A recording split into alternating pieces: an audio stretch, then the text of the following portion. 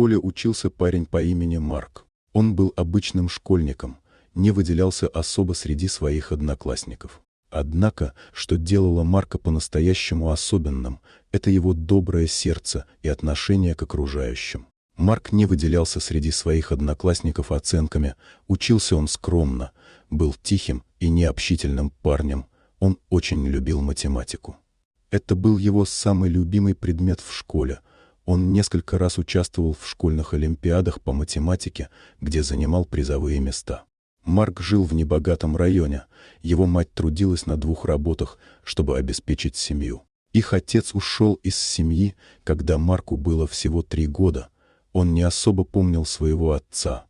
Но, как признавался Марк, он не держит на него зла, ведь каждый человек выбирает сам, как ему жить. В отличие от многих других школьников, Марк не стыдился того, что его мать была уборщицей. Он помогал ей с домашними делами, поддерживал ее во всем и уважал, понимая, как тяжело ей приходится. Эта скромность и забота о близких отличали Марка от многих его сверстников. Однако не все в школе было так просто.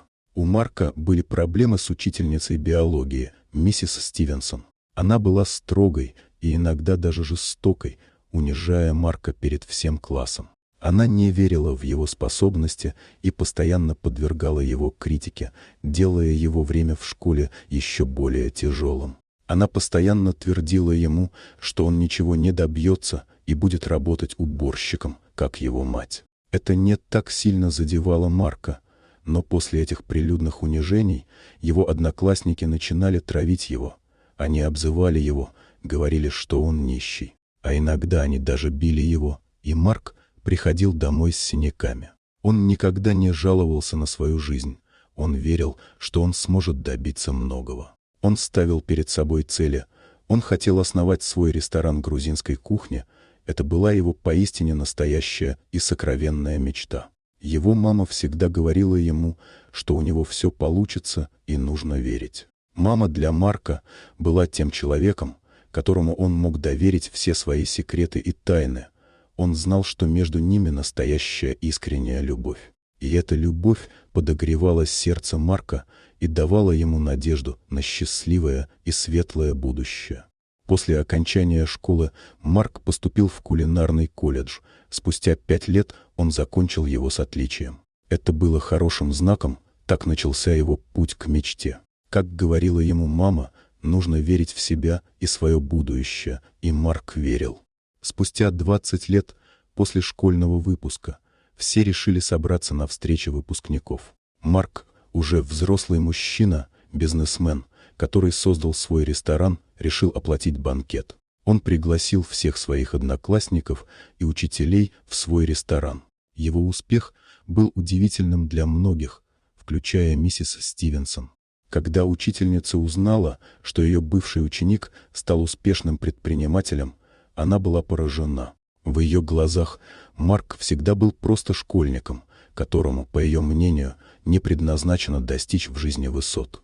Но реальность оказалась иной. В ее глазах читался стыд за то, что она унижала Марка и говорила, что он ничего не добьется. Одноклассники, которые унижали его, тоже были шокированы его успехом. Они искренне принесли свои извинения.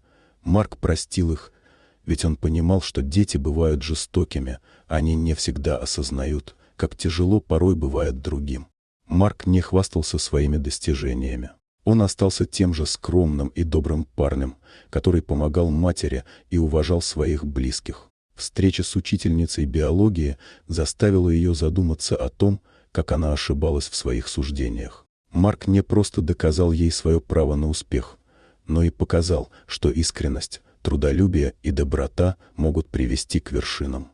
Так Марк стал не только успешным бизнесменом, но и примером для многих, что истинные ценности и правильные принципы помогают преодолеть любые трудности и достичь мечты. Вот такая удивительная история. Дорогие друзья, если вам понравилось видео, поставьте лайк, а также подписывайтесь на канал, где найдете еще много интересного.